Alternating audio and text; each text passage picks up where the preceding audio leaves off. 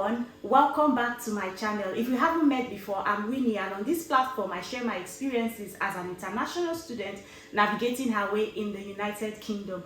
And today I have a guest, Sophia, and she's a returning guest actually. So today she's going to be sharing her experience transitioning from a student nurse role into a newly qualified nurse role. Now, if this is something that you'll be interested in, don't go anywhere. But just before that, if you haven't subscribed to this channel, please click on the subscribe button now. Please like. You heard her. Now. Please like, please share, and please comment. I will always respond to your comment.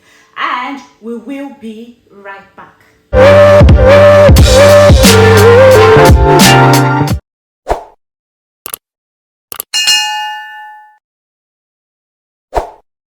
Welcome back, guys. Sophia, the floor is yours. So share with us your thoughts. Okay, thank you for having me on this channel again. It's always a pleasure to come and share experiences. I believe so strongly, like, we learn from each other's experiences. So yes, how did I transition from a student nurse to a newly qualified nurse?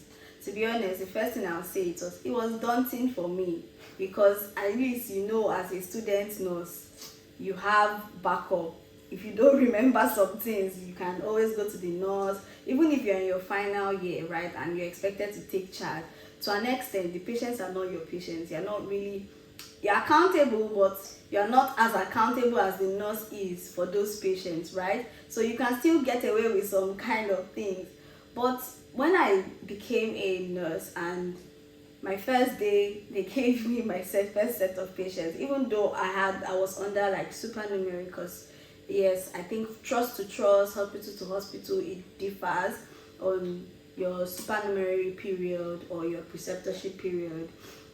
For mine, I had 6 weeks of being supernumerary, right, and then 1 year long preceptorship. So within that 6 weeks, you work with a nurse, but you would also be expected to show evidence that you can take charge of those patients. And I tell you, it can be very daunting, especially the first time they give you the trolley and they say, take the keys and you're on your own, right? So how skills that really helped me that I could use to work as a nurse was, first, time management skills.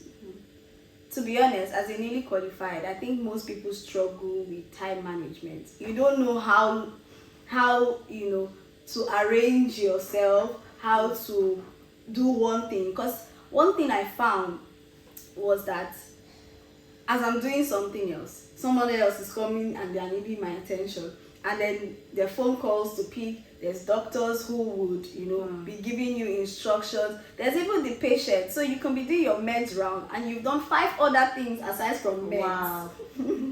So those things, right, can be really scary, frustrating, overwhelming even, because you're trying to do something, and if you're like me, my mind, once I'm trying to do something, I want to get that job done, tick it off my list, and then go to the next thing. But in nursing, it doesn't always work like that.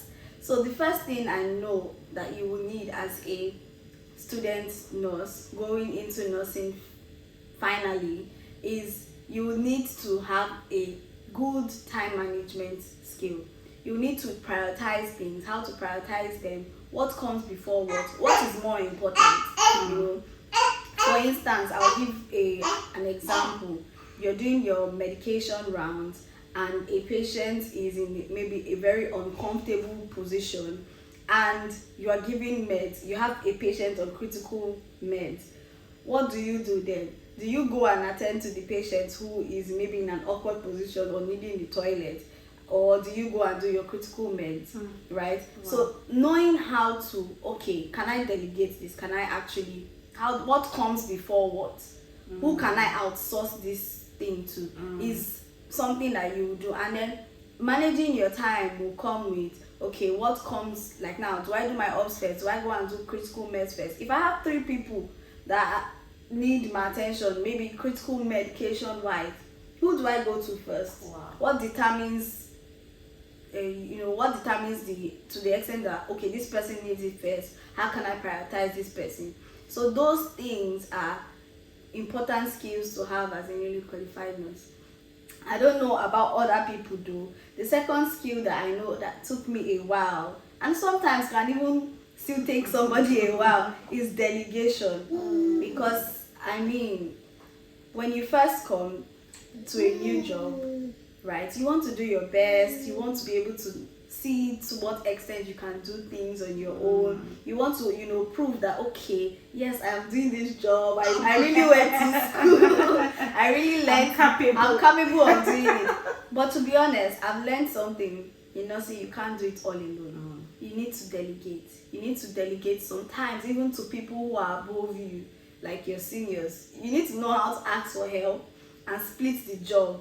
Right? There are some things that definitely you're in charge of, that your bail, you're in charge of the patients, you definitely have to do by yourself. So for instance, I don't expect my manager to come and check skins for me. Although that can happen depending on the kind of management you have, right? But it's as expected that if I'm looking after a patient for 24 hours, that at least once on that shift I should have seen, their pressure areas and stuff like that. Right? So now, knowing when to delegate will be like, is this something that someone can actually do? Do I really know this patient? Can someone check? Do I have someone who can actually check this thing, give me feedback, and then I'll go and check it afterwards? Or is there something else that someone can help me do? So like the instance I gave before, right? There's a patient for critical medication, there's a patient for the commode. You can actually delegate to the healthcare and say, can you assist this patient, please? I'm actually doing, and always give them a reason why you are not doing it, because you don't want to be that person that you're in a new environment and people feel like all you do is outsource your job, right? So you also want to give them a reason. Okay, I'm trying to give this medication, it's really important for this patient, or the doctor have asked me to give this bag of fluids, please can you do this? That way they'll be able to resonate with you and say, okay, fine, even though it's part of what they should do. But sometimes you need that extra help, especially maybe if you're in a place whereby at the moment it's just you in the bay and you need someone else's help from outside or the next bay, right? So delegation is very, very important. So if you haven't started delegating as a student nurse, try it. Try it. To be honest, it builds your confidence. So the next time you want to delegate to somebody, they're able to listen, and the way you say it truly does matter.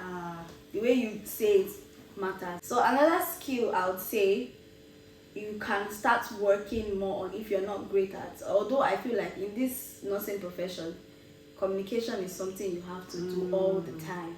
As a student, as a newly qualified nurse, you have to communicate, and even more so communication with family members. That one scared me the most, to be honest. I could talk to my colleagues, I could talk to doctors, I could relate with them in the sense that, okay, this is a job, you expect your colleagues to be welcoming and helpful as a newly qualified nurse, right? And they've been there longer, so they'll point you in the direction of, okay, this is where this is where you can find this, this is the policy, this is what the ward does. But then when you are talking to family members who don't understand some certain terminologies, it can be a different ball game.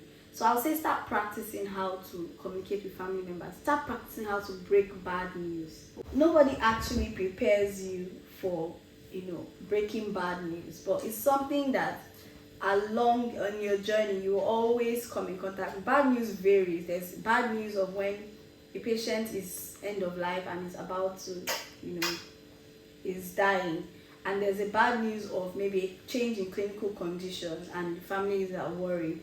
So like they're in levels, but you need to learn how to break bad news. You need to learn how to communicate with family members. Oh my goodness. There can be instances whereby you're using some types of terminologies for patients' family and they don't understand it. And to them it means something else. And to you it means something else. Wow. And you're explaining it and they're looking at you like, oh my God. Learning how to communicate, when to actually even communicate. At what point do you involve someone's family members? At what point do you tell them about something? How do you tell them? Do you just break the bad news over the phone?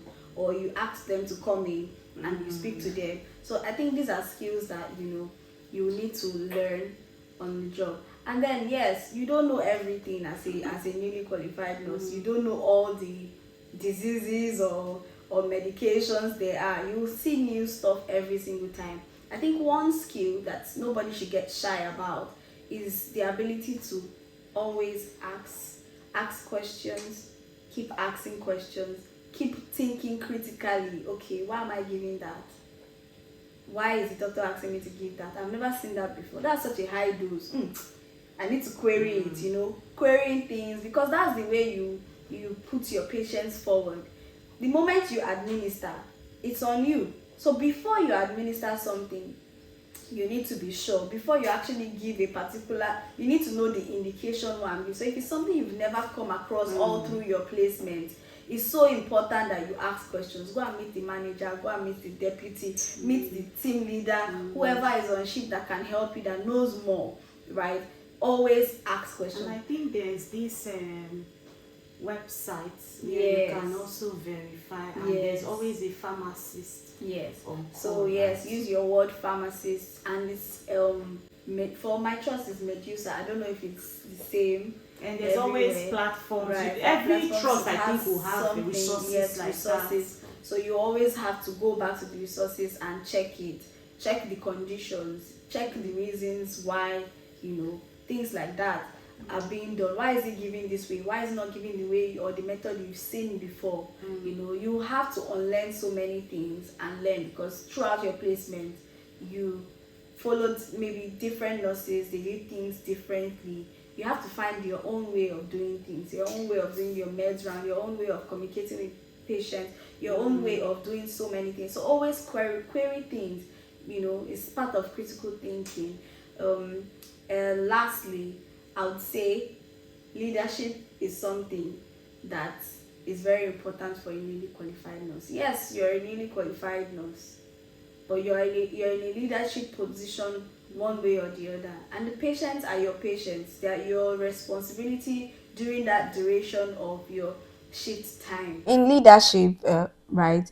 What if you're the most senior on shift that day and you have maybe 2 or 3 junior nurses who started after you on shift? So one way or the other, you find yourself as a newly qualified nurse in a leadership position, and you're a leader in such a way that you are leading the healthcares, you're leading whoever is on shift, the housekeepers. You have to keep people informed as a leader. So you need to build how to lead people, how to give directions, how to see something from a holistic point of view and break it down. That's a big part of leadership. So these kind of skills, I believe, if you work on your time management as a student nurse, if you work on your delegation, if you work on your communication, if you work on being a leader, you'd find it easy to transition into your role as a newly qualified nurse. Yep. So I'm rooting for you. Thank you. I'm rooting for you, really, and I hope that as you start your new job, that you do so well. Just feel free and carry your confidence with you. It's very important. Be confident, and when you don't know something, always ask. Ask. Never fail to ask. Okay. Good luck on your new job. Thank you so much, Sophia. Can we give Sophia a round of applause?